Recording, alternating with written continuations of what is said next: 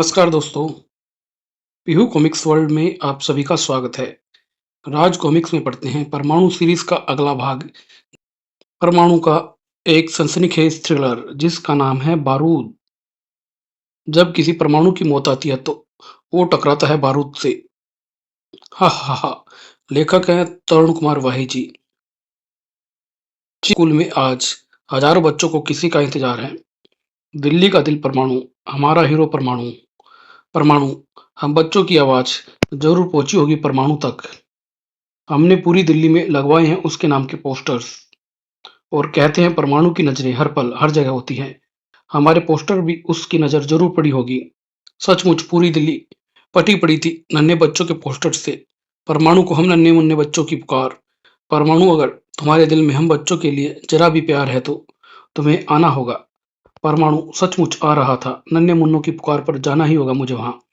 अचानक उसकी आंखों में मंडराया खौफ। उफ, विद्युत तिवरी गई थी उसके जिस्म में। एक क्षण के 1000वें हिस्से में उसने बाज की तरह झपट लिया उस नन्ही बच्ची को और तेजी के साथ गुजर गया वह ट्रक। एक भरपूर धमाके के साथ ट्रक टकराया खंबे से। इधर बच्ची के साथ सुरक्षित था परमाणु। परमाणु, अगर तुम मुझे ना बचाते तो वह ट्रक कुचल डालता मुझे। ट्रक के ब्रेक फेल हो गए थे शायद। तुम्हें सड़क देखकर पार करनी चाहिए थी बेटे। क्या नाम है तुम्हारा? मेरा नाम पिंकी है। अति उत्साहित थी पिंकी। परमाणु, तुम्हारा कारनामा जब मैं अपने दोस्तों को बताऊंगी तो खुशी से उछल पड़ेंगे वे सब।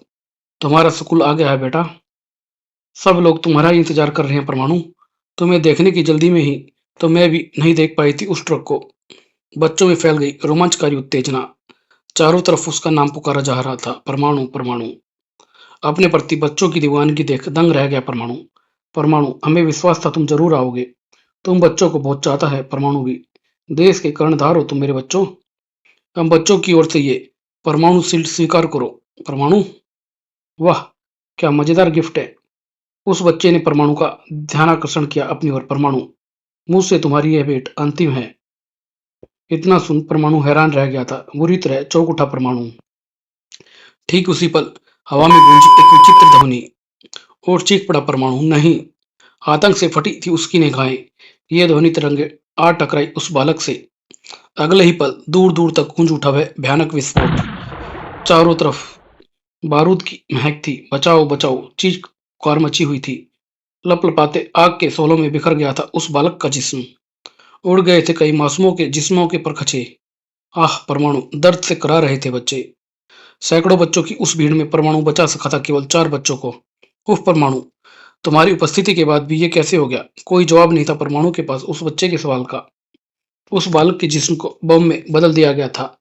किसने खेला दरिंदगी से भरा ये खेल उस बालक के साथ? किसने भरा उसके शरीर में ये बारूद? दहल गया परमाणु उस मासूम की लाश देखकर। उफ, ये तो पिंकी है। लावे में बदल गया उसकी रगों में बहता खून। तुम्हारे हत्यारों को छोड़ूंगा नहीं मैं पिंकी। तुम्हारे खून के साथ साथ उस हत्यारे ने इन मासूम बच्चों का हिसाब भी लूंगा मैं। परमाणु खाता है आज कसम। पिंकी उसकी बाहों में दम तोड़ रही थी। और तब इस शील्ड का हकदार मैं तब बनूंगा जब उस अज्ञात हत्यारे को मैं ढूंढ लूंगा। शीघ्र ही लौटूंगा मैं। उस अज्ञात दरिंदे की तबाही करके मैं शेष कार्रवाई करनी थी उस इंस्पेक्टर विनय के रूप में। बेल्ट से जुड़े तार सारी कहानी खुद ही कह रहे हैं। इस बच्चे के जिस्म पर बेल्ट बम का उपयोग किया गया है, किंतु एक 10 वर्षीय बच्चा यह बात नहीं कर सकता है जो इसने कही। परमाणु, मुझसे तुम्हारी यह अंतिम भेंट है। बच्चे का मस्तिष्क उसके काबू में नहीं था क्या? और क्या थी वह विचित्र सी ध्वनि जिसके कारण परमाणु के कुछ करने से पूर्व ही वह शक्तिशाली बेल्ट बम खून और लोथड़ों की शक्ल में तबाही फैला गया था। 6 बच्चों का वह दल सड़क पर बिल्कुल सामान्य सा लग रहा था। बच्चों की सी थी वह हरकतें भी। बोल जमूरे, खेल दिखाएगा? हाँ दिखाऊंगा। जो पूछूंगा बताएगा? हाँ बताऊंगा। देख, तेरे चाहने वाले खड़े हैं। दिखा खेल इन्हें मौत का अब तू। मौत का रूप पहले दिखाया उसने। अरे ये तो बम है। बम्बों को क्यों बांध रखा है तूने? इन सब की आंखों के सामने मैं चिथड़े में बदल जाऊंगा। सचमुच खेल ही समझ रहे थे सभी दर्शक। आज तक बच्चे स्कूल जाने की बजाय मदारी जमूरे के खेल दिखाने लगे हैं क्या? उफ, ये तो वही तिरंगे हैं। और देखते ही देखते वे तिरंगे टकराई उस मासूम बच्चे से। अगले ही पल लपलपा उठा आग का एक बवंडर। चारों तरफ बारूद ही बारूद था। मच गई भगदड़, चीख पुकार, भागो! उफ, हाय मेरा हाथ! बचाओ! मेरा सिर कहाँ गया? लेकिन खबरदार, जो जहाँ है वहीं रुक जाए। अनोखी जबरदस्ती थी। किसी ने एक कदम भी आगे बढ़ाया तो मैं बदल लूंगा खुद को चिथड़ों में। रुक जाओ वरना तुम्हारे साथ ही बदल जाएंगे मांस और खून के लोथड़े। बहुत दर्द हो रहा है, प्लीज मुझे अस्पताल पहुंचा दो। हमें जाने दो प्लीज।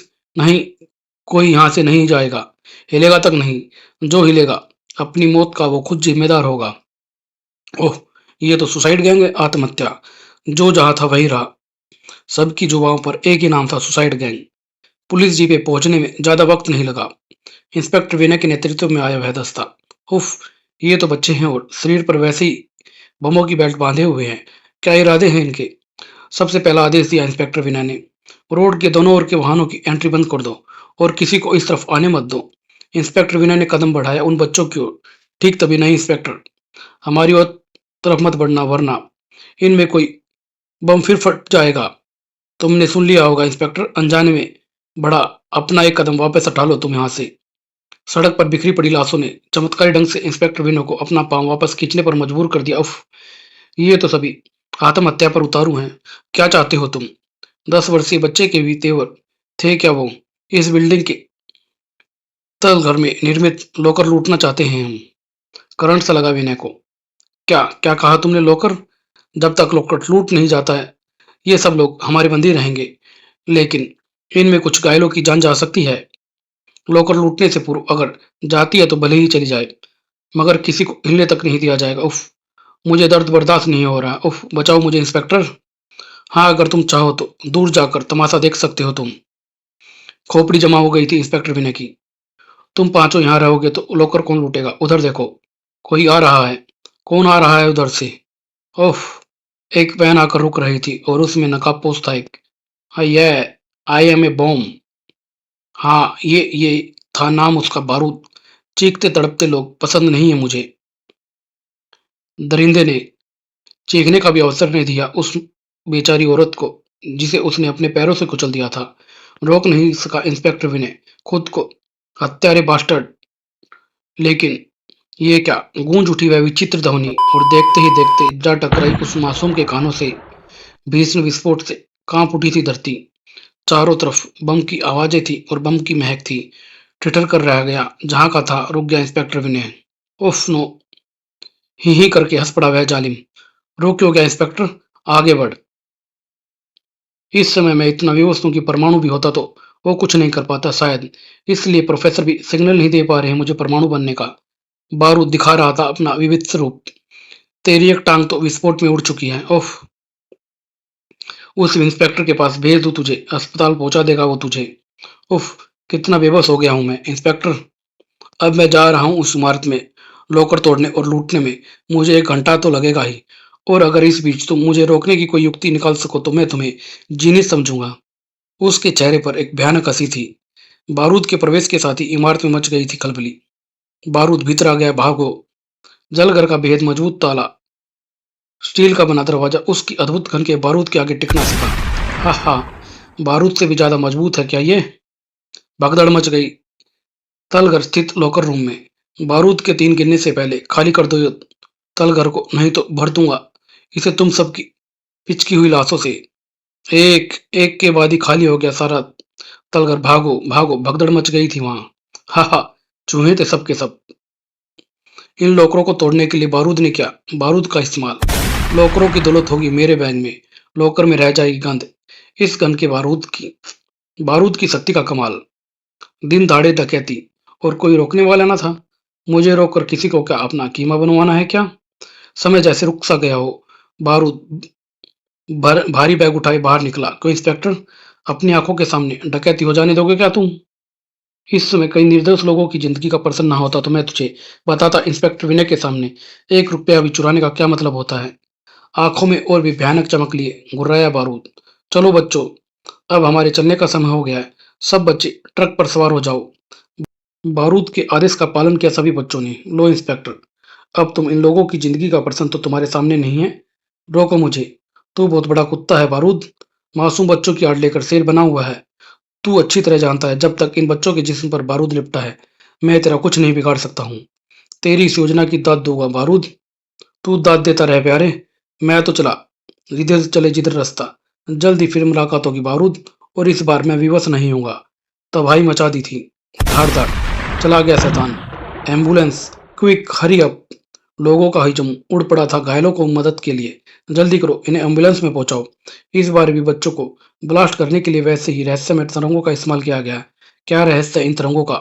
ठीक तभी इंस्पेक्टर विनो को मिला प्रोफेसर का सिग्नल, और इंस्पेक्टर विनय बन गया था परमाणु। प्रोफेसर, क्या आदेश है मेरे लिए। इस समय बारूद के अंत से बड़ी क्या इच्छा हो सकती है मेरी। सूर्यास्त से पूर्व लॉकर का सारा कीमती सामान वापस लाकर लॉकरों में होना चाहिए परमाणु। मैं आपको विश्वास दिलाता हूँ प्रोफेसर, ऐसा ही होगा। बारूद इस हकीकत से वाकिफ नहीं था अभी। पहले उन बच्चों को बचाने के लिए कुछ करना होगा मुझे। साथ ही साथ बारूद पर भी निगाहें रखनी होगी। उसके किसी अंग को हरकत करने से रोकना होगा मुझे। गुपचुप लिपट गया परमाणु की किरणों का जाल उन बच्चों से। बारूद अकेला ही बढ़ रहा था आगे। सारी दुनिया को लूटकर अपने आगे औंधा कर दूंगा अपने आविष्कार के बल पर। विश्व सम्राट तो मैं बन ही सकता हूँ अब मैं।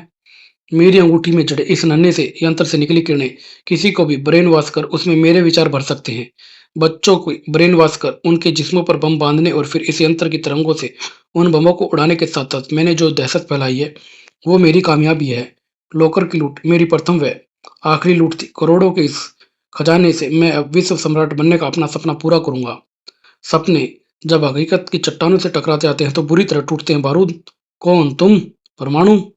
तुम्हारी क्लास में तो तब से था मैं, जब स्कूल की चारदीवारी में मासूमों के खून की नदी बहा दी थी तुमने शैतान। उधर क्या देख रहे हो बारूद। बच्चे सुरक्षित है वो देखो। बच्चों के जिस्म पर यही बम बांधे थे ना तूने। बेहद फुर्ती से दबाया बारूद ने अपनी अंगूठी में लगा नग।